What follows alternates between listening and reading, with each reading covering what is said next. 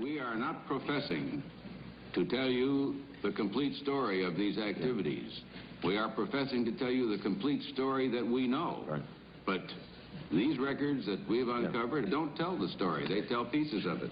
This is a story that has been told in bits and pieces. This is an attempt to pull most of it together. We know we don't have the full story. We do, however, have some striking new revelations and insights. The story begins here, just off the nation's front yard, the Mall. The buildings behind me were the headquarters for the World War II Office of Strategic Services. It was here that the first halting steps toward mind control began. The shaper and molder of OSS was General Wild Bill Donovan. He said of his group's work, "We may have made mistakes, but we were not afraid to try things that were never done before." In this anything-goes atmosphere, Donovan appointed this man, Stanley Lovell, a Boston industrialist, to break new ground in many scientific and technical fields. Donovan called Lovell his Dr. Moriarty, after the fiendish professor in Sherlock Holmes. Lovell liked the name and posed for this Saturday Evening Post photo. He later wrote of his OSS job that it was, quote, to stimulate the Peck's bad boy beneath the surface of every American scientist and to say to him, throw all of your normal law-abiding concepts out of the window. Here's a chance to raise merry hell. It was in this atmosphere that the search for mind control began. This bizarre man would be an active participant in that search over the next 2 decades.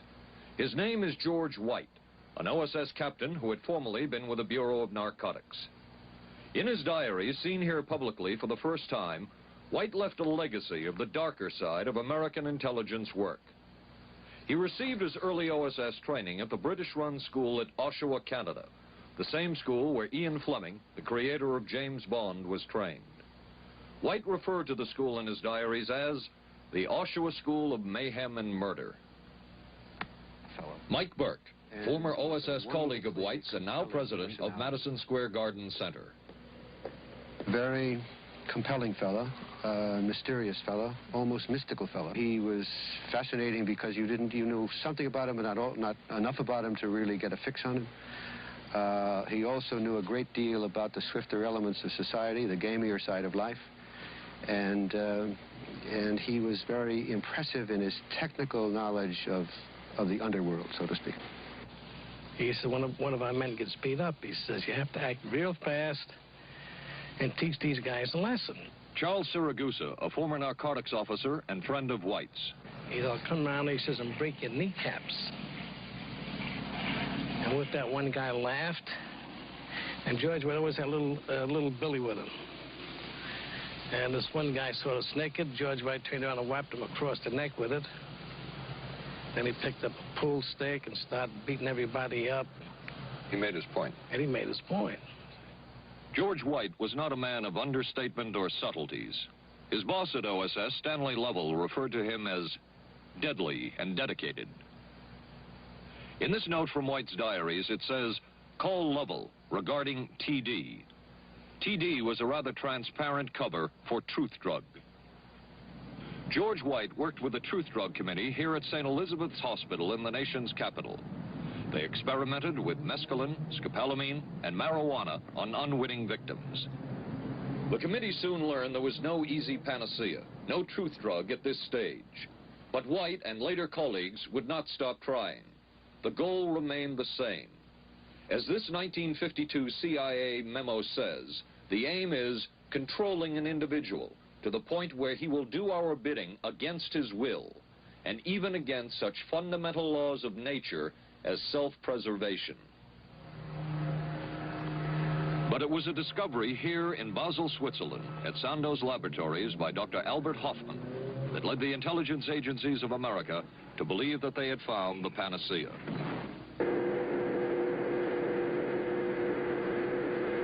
The discovery was lysergic acid diethylamide, LSD. The film that you see is considered by many experts to be the closest illustration of the effects of a hallucinogenic.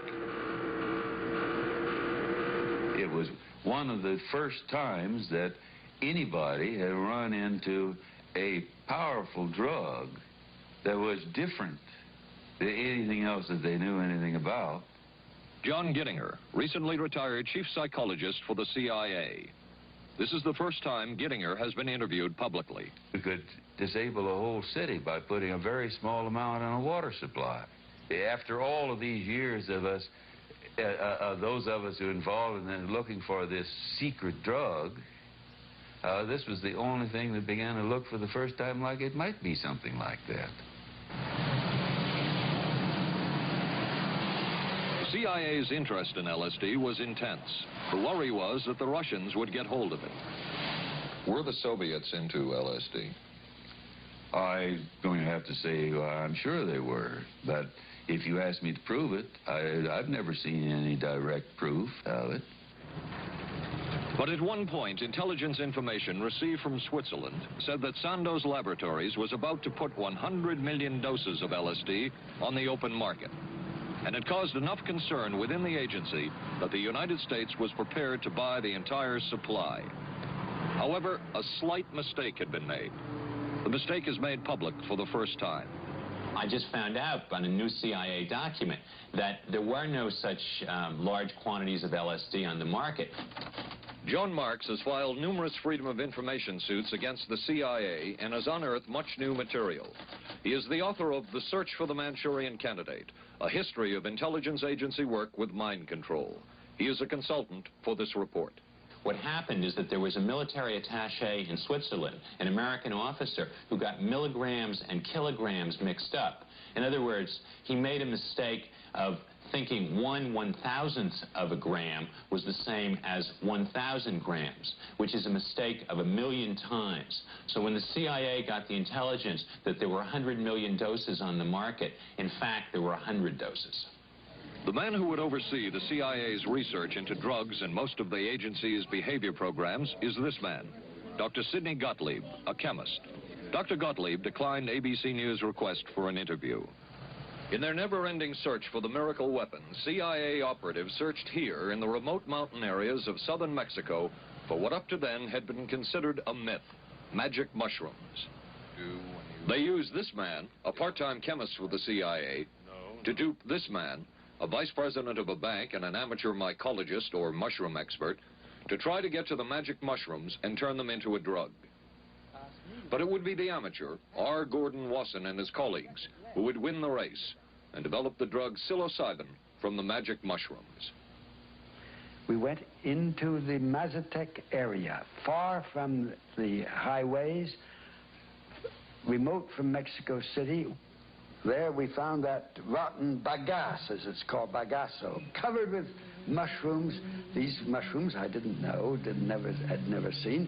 They were the sacred mushrooms. Wasson would also discover and record the ancient mystical rites of the mushrooms from a local shaman or magical priestess, Maria Sabina. And we were seeing incredible sights. They would go slowly or they would go fast as I ordained.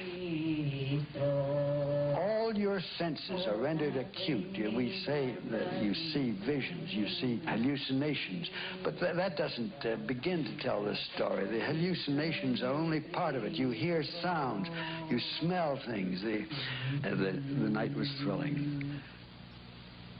Word of Wasson's discovery reached the CIA quickly. Dr. James Moore, a University of Delaware chemist, secretly served the CIA preparing deadly chemicals on short notice. Moore was instructed to get close to Wasson and accompany him on another trip to Mexico to get the magic mushrooms. Internal documents show the CIA felt a drug derived from the mushrooms could remain an agency secret. What in the world were they looking for with the magic mushrooms?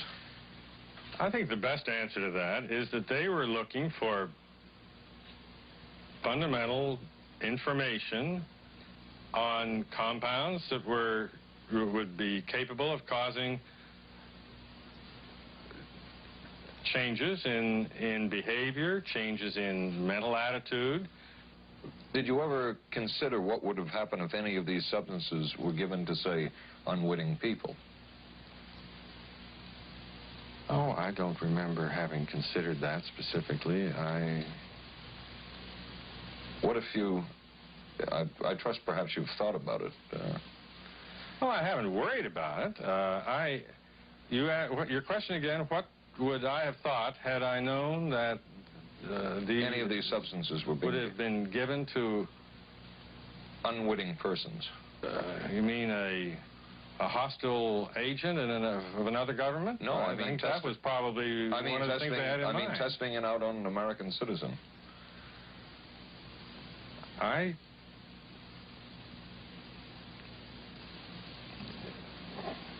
I guess I must seem very, very cold-blooded about this, but I don't recall ever having been very much preoccupied with that issue. But many drugs were tested in this way. A decision was made at the highest levels of the CIA to do testing on unwitting Americans. As one CIA document says, such testing would be operationally realistic. A former CIA official who worked on these programs describes for the first time how the decision was made. He did not wish to be filmed or recorded. Thus his remarks are read by someone else. I think every last one of us felt sorry to attempt this kind of thing. We knew we were crossing the line. Every decent kid knows he shouldn't steal, but he does it sometimes. We knew damn well we didn't want anyone else to know what we were doing. The decision was made to do testing on unwitting victims. It was decided they should be on the fringes of society because they were most vulnerable. It was the borderline underworld, prostitutes, drug addicts, and other small-timers who would be powerless to seek any kind of revenge in case they found out. And as their predecessors had a decade earlier, the CIA turned to George White for help. White was now a high-ranking narcotics official, and by this time, the stories about George White were legendary. So the waiter says, "You may help you, monsieur?" And George White was busy talking with me. I paid no attention to the waiter, so the waiter tapped him on the shoulder, says, "May I help you, monsieur?" George White turned around, whipped his gun out, and stuck it in the guy's face like this in this crowded restaurant. George White did not mind bending the law, and he knew the street well. He was the ideal choice for what the CIA had in mind. We were Ivy League, white, middle class. We were naive, totally naive about this, and he felt pretty expert. He knew the whores, the pimps, the people who brought in the drugs.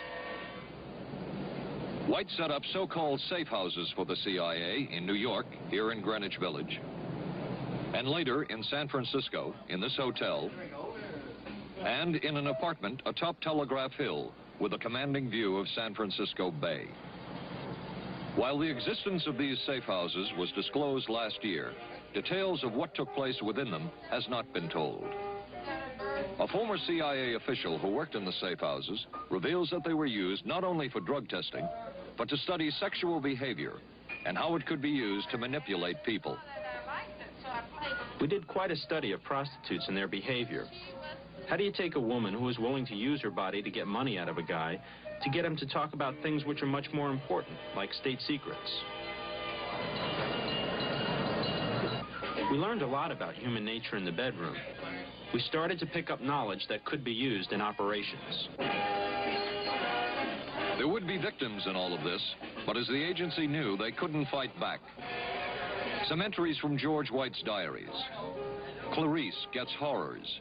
Janet, sky high. As one agency memo says, we have no answer to the moral question. The safe houses were not the only testing grounds. Millions of dollars would be spent on LSD research at universities throughout the country. And word would begin to spread on campus about this so-called mind-blowing drug. And suddenly, there was the counterculture of the 60s. I give the CIA a total credit for sponsoring and initiating the entire consciousness movement, counterculture events of the 1960s. Dr. Timothy Leary, the 1960s Johnny Appleseed of LSD. The CIA funded and supported and encouraged hundreds of young psychiatrists to experiment with this drug. The fallout from that was that the young psychologists began taking it themselves, discovering that it was an intelligence-enhancing, consciousness-raising experience.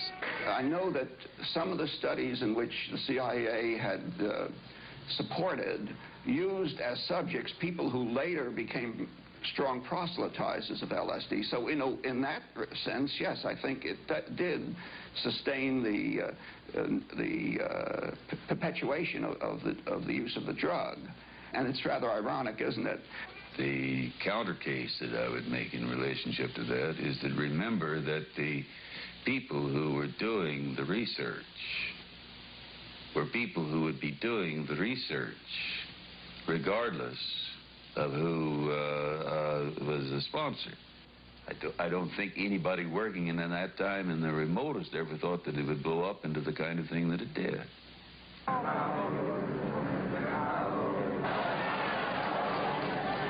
History will judge the role of the CIA and other intelligence agencies in unwittingly contributing to the counterculture of the 60s through their intense interest in LSD and other hallucinogenics.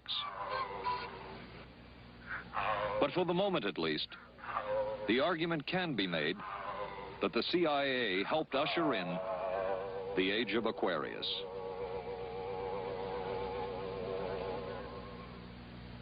Covering a span of history such as we are in this report, one can get sidetracked by the so-called glamour and mystery of espionage work or by the exotic qualities of some drugs. But what you can't lose sight of is what all of this would mean in terms of individual human beings. There would be deaths, there would be long-lasting and harmful effects. The best-known case is that of this man, Frank Olson, a chemist employed by the Army Chemical Corps, who in 1953 was slipped LSD unknowingly at a meeting with CIA officials. Shortly after that, Olson went into severe depression. He ended his life at this New York hotel by diving through a shaded closed window in his 10th floor room.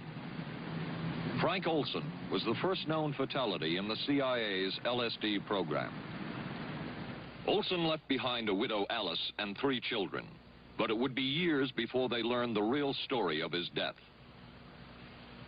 Shortly after his suicide, Alice Olson was visited by Dr. Sidney Gottlieb, the man who had administered the drug, and by Robert Lashbrook, his deputy, who was the last person with Frank Olson the night of his death. It was probably to check me out and see whether I was handling myself and handling the situation, whether I was hysterical.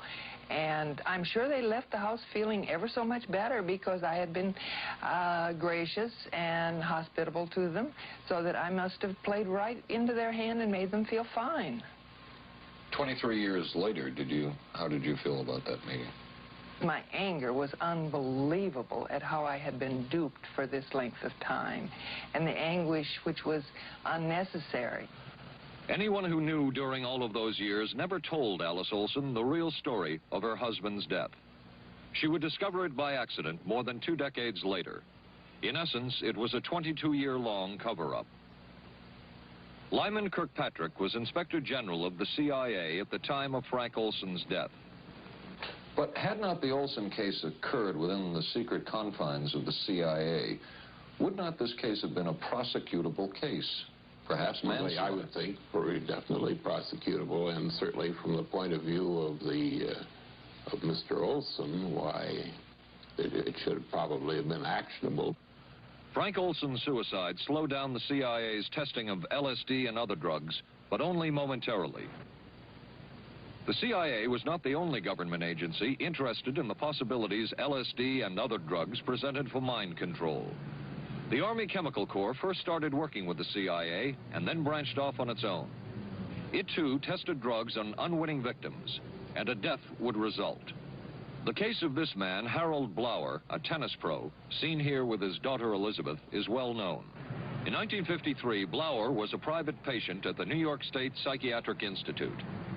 He was given 5 injections of a mescaline derivative that was being tested secretly for the Army Chemical Corps. With the 5th injection, Harold Blower died. As with the Olson case, a 22-year cover-up followed, until finally the Army admitted the real details of Blower's death. Since the initial news stories of Harold Blower's death, close to 5,000 documents, previously classified, have been released by the Army and obtained by ABC News. They provide valuable insight into Army activities at the time of Blower's death and where the Army went from there with their own drug testing program. From a previously classified deposition of Dr. James Cattell, who administered the mescaline derivative, on the purpose of the drug testing, to produce symptoms similar to those that you see in schizophrenia, on how much the patient knew about all this. We didn't delineate all the possibilities of what might happen because then you contaminate your experiment. Cattell then relates that he never even knew what drug he had given Harold Blauer because of the secrecy of the Army experiments.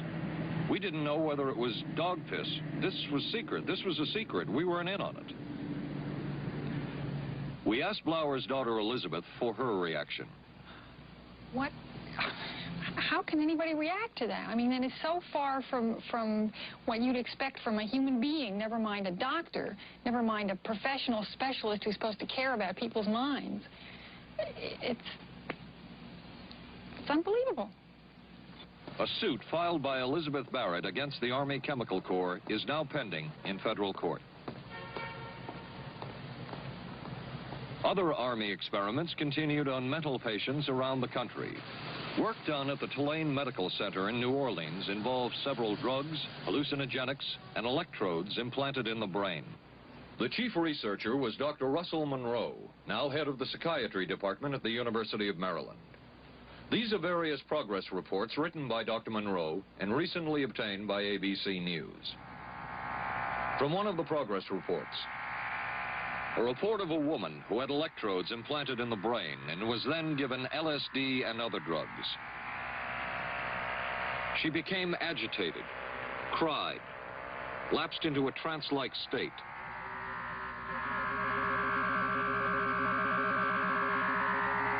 Felt as if she were about to have a convulsion, experienced waves of darkness and light, had bizarre sensations in her neck and legs, said somebody was trying to manipulate her body. At this point, Dr. Monroe wrote that the woman was obviously having paranoid ideas. As a layperson, perhaps you can enlighten me. What therapeutic effect would the type of experiment that I just described have on a patient? Well, the therapeutic effect would be indirect. Was this patient aware that she was being given LSD? Yes, I mean, they were told that they would be given some medication, and they should have... Specifically LSD? Well, we told them, I don't think that they would have even known what LSD was then at the time. They were told that they were going to they would be given some medications which might make them feel worse. Dr. Monroe, what do you think the Army Chemical Corps was looking for in all of this testing? They were looking for an incapacitating agent, an agent that would not harm the person permanently, but would incapacitate them temporarily. That seemed like a humanistic way to wage a war, if war is necessary. When James Thornwell was given LSD by Army intelligence in 1961, this time it was no experiment. This time the express purpose was to peel back Thornwell's brain to bear any secret within it. This time the Army had gone operational. Thornwell, as reported on ABC last January, was an Army private stationed in Orléans, France. Classified documents were missing from his unit. Thornwell became a suspect. His 2.5-month interrogation included administration of sodium pentothal, hypnosis, isolation, and deprivation of sleep. Army documents obtained by ABC News refer to this interrogation as conventional. Despite this severe questioning, Army intelligence was getting nowhere with Thornwell, and it was decided to slip him LSD.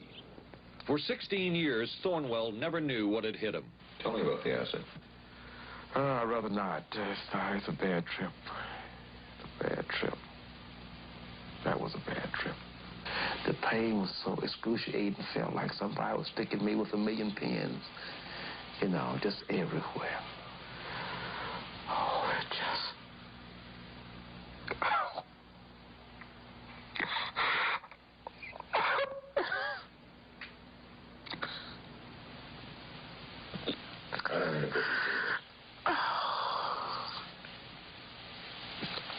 You want to stop for me?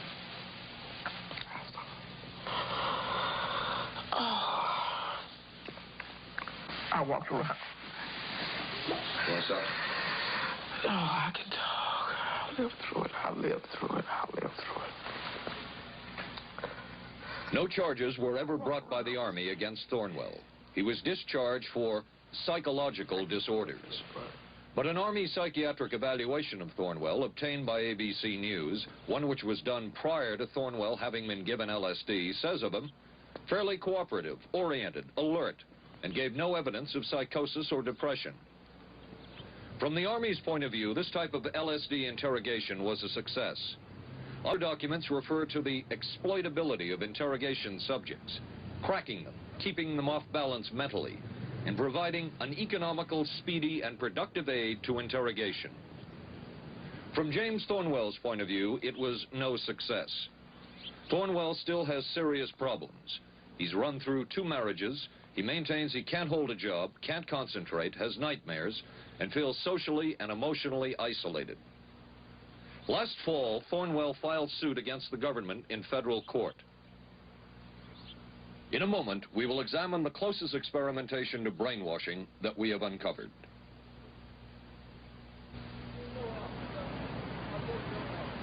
By far, the most chilling experiments we have uncovered took place at this Gothic estate called Ravenscrag, halfway up Mount Royal in Montreal.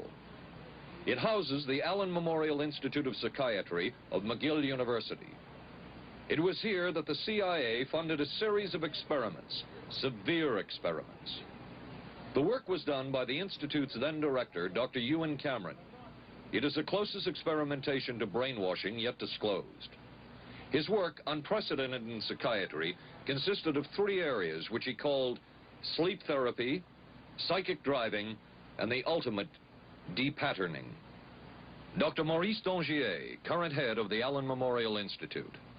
In his psychic driving, so-called type of therapy, he would give the patient intensive electric treatment in order to make the patient regress deeply, become forgetful, and then he would attempt to implant new ideas in the mind of the patient. Now, to a layman, it would appear that Dr. Cameron was trying to take the slate and wipe it clean, the slate being the mind. In other words, brainwashing. Exactly, that's a very good comparison. Brainwashing. Yes, to that. Val Orlico of Winnipeg, Canada, the wife of a member of the Canadian Parliament, was a patient of Dr. Cameron's. She entered the Allen Memorial Institute because of severe depression. She describes for the first time publicly the LSD therapy and psychic driving treatment that she was given by Dr. Cameron. And then the drug began to take hold very rapidly because it was an IV injection. And things became very furry and very frightening, and had a lot of sensations that it's very difficult to recall. Nobody explained it to me. Nobody ever asked me if I was willing to do it or anything. He had this feeling that he would be able to get through the resistance of illness and to reach deep changes very quickly. Did he? I don't think that when you look at that in retrospect, the hopes that he had have been in any way fulfilled. But Cameron would plunge on. The next step was what he called psychic driving. This involved almost endless tape-recorded messages and more drugs for the patient. Cameron wrote that this was the way to make direct controlled changes in personality. I thought this was the coldest and most impersonal treatment that anybody could give to anybody in the world. And I became more and more despondent and more angry. I just became so despondent that I thought I can't live like this any longer. And I thought I would just go out and throw myself underneath the cars on McGregor. I stood on the curb of that street and I stood there and I thought, okay, go. Okay, go. And then I thought, what if you're not killed? What if you're just maimed? What if you don't die and you live and you can't even talk anymore? and I couldn't do it. The most severe technique Cameron used was de-patterning. He described it as breaking up the existing patterns of behavior by means of intensive electroshock therapy with prolonged periods of sleep. He carried out these experiments in something he called the sleep rooms. People in there were like babies. They cried, and they were very disoriented. And we were very afraid of the sleep room. We used to walk very carefully against the side of the corridor that was opposite the sleep room with our backs to the wall when we'd go by. Cameron used this combined sleep electroshock treatment on patients as long as 30 days. One patient he kept asleep for 65 days. Cameron retired, and his successor, Dr. Robert Cleghorn, ordered a follow-up study on the patients treated with Cameron's de-patterning method. It showed that it was no more beneficial in its result than the use of more conservative methods. But the follow-up study showed that 60% of those who had been de-patterned still had amnesia for periods of anywhere from 6 months to 10 years. That's quite a memory loss, isn't it? That is a memory loss. Indeed it is. It's I think, more than desirable. In retrospect, does Dr. Cameron's experimentation and his treatment appear harsh? I would say yes. This forceful type of approach that I was describing to you is definitely, it can be said that it's harsh. I wouldn't call it harsh. I would say it was harder on the staff than it was on the patients, because these people had to be fed, and they had to be cared for, and they had to be given sufficient fluid and food and toileted and so on and so forth. It was a very difficult thing for the staff to follow these patients properly and see that they did well. Well, I'm glad he was concerned for the staff. But damn it all, I wouldn't. I could have maybe had a different kind of life. And that makes me angry and sad, and I don't know how to explain how I feel, really. I'm just... How did you feel when you learned that Dr. Cameron's experimentation was financed by the CIA? Well, I thought... Oh, I can't even use the word that I thought, because I thought, that bastard. And he was too smart. He knew who he was working for. And, excuse me, but I just, I just can't, sometimes I can't believe it, and yet I know it's true. If you had the opportunity to say something to the people at the Central Intelligence Agency who financed this study, what would you say? I realize the CIA is a very important organization, and they have a very important job to do. But, God, it surely doesn't have to be done on people who are totally incapable of knowing what's happening or having any defense against it. And I can't imagine the mentality of people who would do this. I just can't. As for Dr. Cameron, he died in 1966 while mountain climbing. A colleague wrote of Cameron, "For him, the ends justified the means. And when one is dealing with the waste of human potential, it is easy to adopt this stance." Dr. Cameron seemed ideally suited for what the CIA had in mind. It was the Cold War, and especially the trial of Joseph Cardinal Mindszenty, who was forced to testify in a Hungarian court that he was a spy. And then later, the Korean War, with the coerced and mainly fraudulent confessions of American servicemen. My germination took place on the... That would spark intense interest in intelligence circles about brainwashing. The CIA secretly commissioned a study of communist brainwashing methods at the Cornell University Medical Center. A leader of that study was Dr. Lawrence Hinkle. He explains first the Russian method of controlling and breaking a person. Absolutely isolated from everyone else, with one man whose job it is to get you to write the extent to which you are a criminal. In this setting, you can get people to do most anything, do you see? Because you don't have to lay a hand on them. And by the time you get through and you go up before the judge, the fellow says, were you a spy? He says, yes, I was a spy. The Chinese never really had this kind of a state police system. They would get him in, and all this fellow does is ask you to write, rewrite, and talk to him about your whole life. Graduated from pilot training in 1949. While the purpose of the study was to find out about communist brainwashing techniques, CIA documents show that the agency was interested in developing mind control methods of its own to precondition and control Chinese living in this country to be sent back to their homeland as CIA agents. What do you think they were looking for?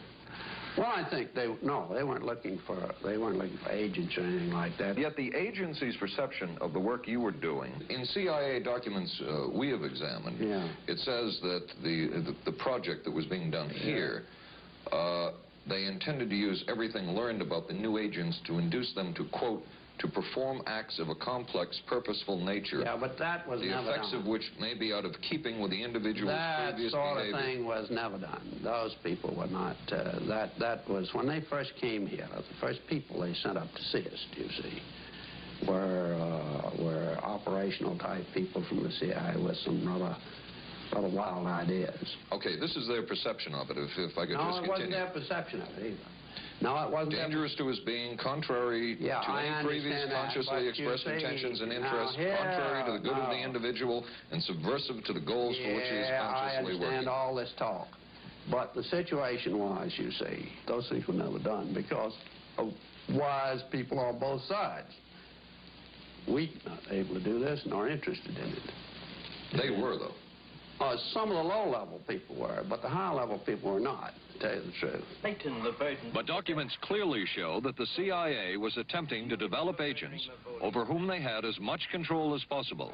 Agents who would perform tasks contrary to their own good. Normally conditioned American who's been trained to kill and then to have no memory of having killed. His brain has not only been washed, as they say, it has been dry cleaned. Is a Manchurian candidate, controlled by others to do things against his will, possible? It was a remarkable film because, as far as I'm concerned, it made something totally impossible seem absolutely credible. I would say the answer is yes, but there are many qualifications to that. Dr. Milton Klein, a psychologist, a clinical and experimental hypnotist, and unpaid consultant to the CIA.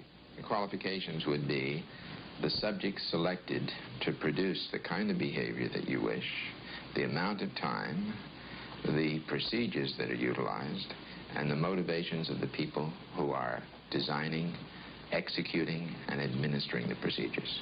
You're asking whether an individual can be, under hypnosis, influenced, coerced, persuaded, shaped to perform an antisocial act, or a destructive act, or an act of violence.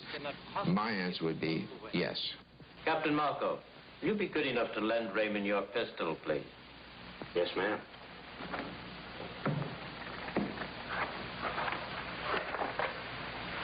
Thanks, Ben. Sure, kid. Shoot Bobby, Raymond. Through the forehead. Yes, ma'am.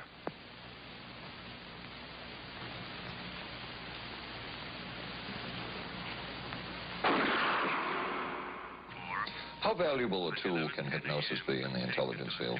None whatsoever. It has absolutely no use because nobody's ever been able to do that I know of, do it in an operationally feasible way. I'm not in any way saying that hypnosis doesn't take place. I'm not saying there's nothing to it. I would say that most government agencies concerned with intelligence operations have been looking to hypnosis as a tool for a variety of purposes, one of which is to carry out and to execute certain intelligence operations on a basis where they would not have to rely completely on some of their own emotional reactions. Actually, would that entail murder? It could, if you consider that an act of killing someone under circumstances of war is murder. I think one has to define what that means. Under circumstances of peace. Under circumstances of peace, it would be murder. Another former CIA agent says that Fidel Castro at one time was considered as a possible target for a Manchurian candidate. Castro was naturally our discussion point. Could you get somebody gung-ho enough that they would go in and get him? But if you have 100% control of a guy, you have 100% dependency. If something happens and you haven't programmed it in, you've got a problem. So in the end, it was decided that a Manchurian candidate was not feasible. But the search for mind control continued. But could the mind be controlled? Perhaps not. But is human behavior predictable? In this area, the CIA did make a significant breakthrough. A personality assessment system designed by the agency's chief psychologist, John Gittinger. It comes close to being able to predict how humans will behave. It's really a descriptive system, an attempt to try to describe personality in a relatively systematic way so that hopefully you can get some kind of an idea to predict what the behavior between different kinds of individuals. Gittinger's system had many uses in intelligence work. One was to draw personality portraits of world leaders. Using Gittinger's system, the agency concluded the Shah of Iran is a brilliant but dangerous megalomaniac whose basic problems resulted from an overbearing father. And there were other applications. Your assessment staff played a key role in helping other governments pick their police intelligence agencies, including, we've learned, the Korean CIA, Uruguayan National Police. Can you tell us about this? No. Author John Marks. The former #2 CIA man in Uruguay told me how in 1966, John Gittinger and an assistant traveled down to Uruguay and gave the tests in order to select members of the Uruguayan intelligence service. A psychologist who used to work for the CIA told me in 1961 he personally traveled to South Korea as part of an American CIA effort to set up the Korean CIA and to give the personality tests to candidates for the Korean CIA to choose the best man for their secret police. But one of the basic functions of Gittinger's system was finding the vulnerabilities of an agent, a double agent, or a potential agent. In its applicability to intelligence work, isn't the PAS system looking for a person's soft spot? Well, of course, the answer to that is yes, but I hasten to say soft spot. This is what I consider a negative word. Of the hundreds of behavioral projects undertaken by the CIA, Gittinger's appears to have been one of the more successful and more conventional. Other experiments were not as conventional. Neurophysicist Dr. Jose Delgado was financed by the Office of Naval Research. In this experiment, the bull is sedated. Electrodes are implanted in its brain. Delgado transmits an electronic impulse to the center of the bull's brain. Delgado has remote control of the animal.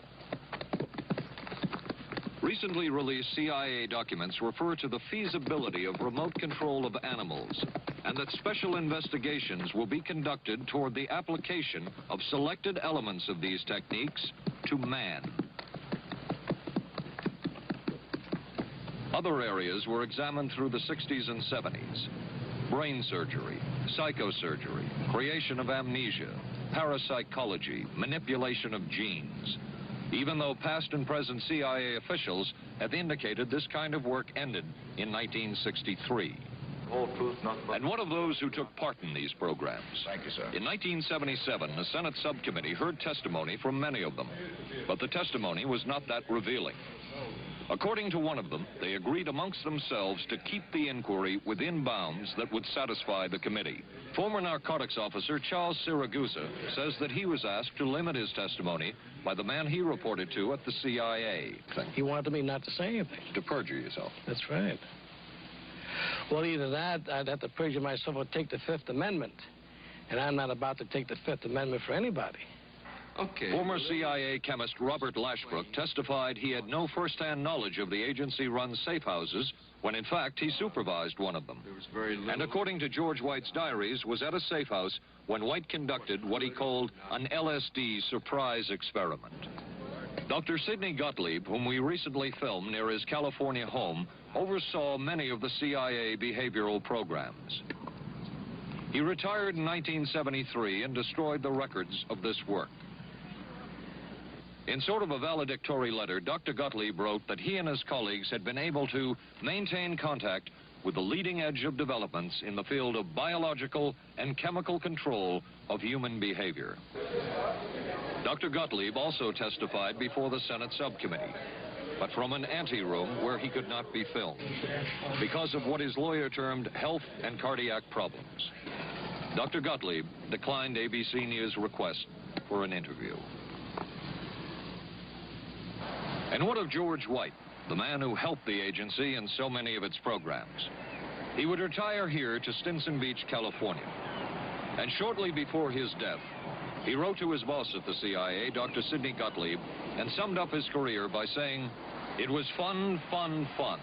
Where else could a red-blooded American boy lie, kill, and cheat, steal, deceive, rape, and pillage with the sanction and blessing of the All-Highest?"